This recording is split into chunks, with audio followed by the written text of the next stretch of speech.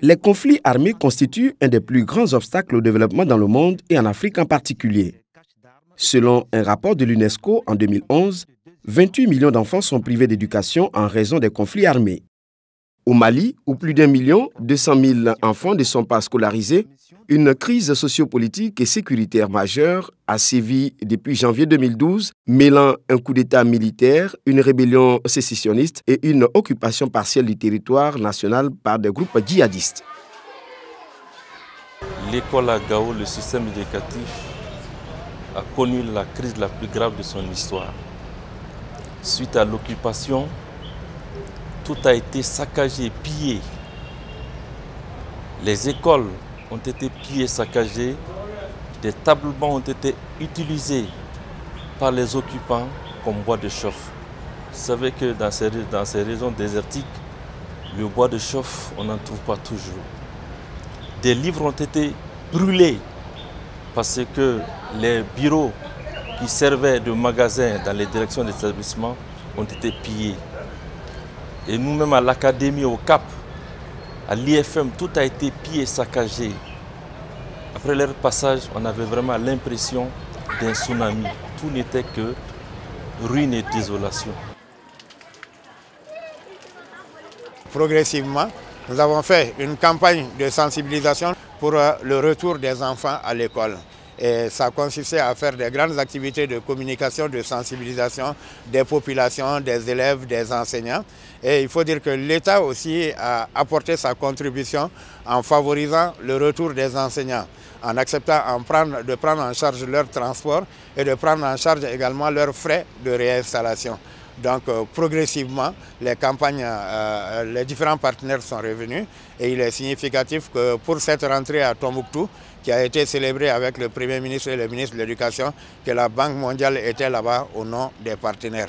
Et progressivement, donc, nous sommes en train, dans le cadre partenarial, de revenir à une situation normale. Les différentes coopérations reviennent. La rentrée scolaire a pu s'effectuer au nord le 17 octobre. Les enseignants reviennent progressivement et les élèves aussi. Donc nous pensons très rapidement que l'on pourrait retourner vers une situation normale. Les impacts de la crise sont divers et lourds. Mais malgré les obstacles, l'école malienne, au lendemain de l'occupation et de la suspension de l'aide internationale, tente de se relever. L'occupation des régions nord de notre pays a été un moment de mutilation de l'école. Pendant cette période que je qualifierais de tsunamique, les apprenants, en l'occurrence, ont vécu des traumatismes sans précédent. Ces traumatismes sont marqués essentiellement par des mariages forcés, des viols, des violences verbales, mentales, sur tous les plans. Il s'en est suivi également une démobilisation des acteurs à l'école et autour de l'école, et même une destruction, une spirale de destruction de nos armoiries. À l'ère qu'il convient d'appeler la Renaissance, nous pensons qu'il est impératif de renforcer les mécanismes de prise en charge des enfants, de renforcer les mécanismes de participation et de mobilisation des acteurs à l'école et autour de l'école, et surtout de multiplier les cours d'éducation civique et morale afin de renforcer le sentiment patriotique. La complexité de la crise malienne et l'ampleur de ses effets ont très vite mobilisé les chercheurs locaux, notamment ceux du domaine de l'éducation. Les travaux de recherche que nous avons menés, notamment sous l'égide de l'Observatoire international des violences à l'école, nous ont permis de voir qu'il existe un paradoxe malien. Malgré la prévalence des violences à l'école, le climat scolaire restait apaisé, restait pacifié. Donc le climat scolaire n'était pas fondamentalement affecté par ces violences-là. Aujourd'hui, au sortir de la crise sociopolitique et sécuritaire, l'enjeu pour la recherche, c'est de comprendre quels sont donc les impacts de ces violences extérieures à l'école, ces violences de la société, ces violences de la crise. Quels sont leurs impacts donc sur le climat à l'école, sur le climat scolaire? Est-ce que le climat scolaire malien reste toujours pacifié au sortir donc de cette crise-là? Mais aussi, d'autres interrogations intéressent la recherche sur lesquelles nous sommes donc, c'est de comprendre l'implication, voyez-vous, de certaines offres scolaires comme l'école arabo-islamique dans la construction du djihadisme. La remise en selle de l'école au Mali Après 2 années de crise sociopolitique et sécuritaire, appelle sans aucun doute la mobilisation de tous les partenaires sociaux, techniques et financiers. Franchement, quand je dois parler d'un retour à la normale, j'ai envie de saluer d'abord l'intervention des partenaires qui sont restés pendant toute la durée de la crise. Je pense particulièrement à l'UNICEF qui nous a permis en réalité d'avoir des données sur l'ensemble de la situation scolaire, qui nous a permis d'effectuer des voyages dans les pays voisins, au Burkina, en Mauritanie et Niger, pour voir en fait la situation des élèves maliens réfugiés.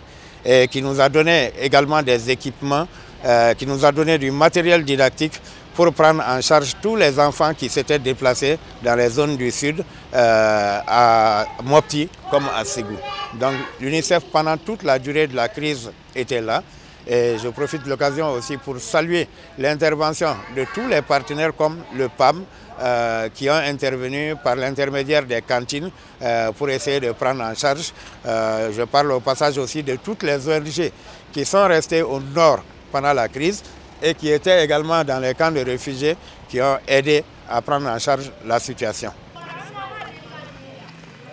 Pour nous, au niveau de la coalition ou des organisations de la société civile en général, pas forcément la coalition, mais des organisations membres de la coalition ou des organisations de la société civile seulement, nous accompagnons l'État par rapport au redéploiement des enseignants dans ces zones-là, pour le retour, pour la réinstallation. Nous essayons également de voir quel appui nous pouvons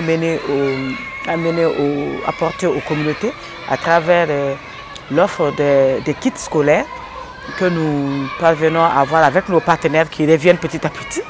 Donc également comment nous pouvons soutenir les communautés à se réinstaller, à commencer encore des activités économiques parce que c'est ça qui soutient de toutes les façons l'école.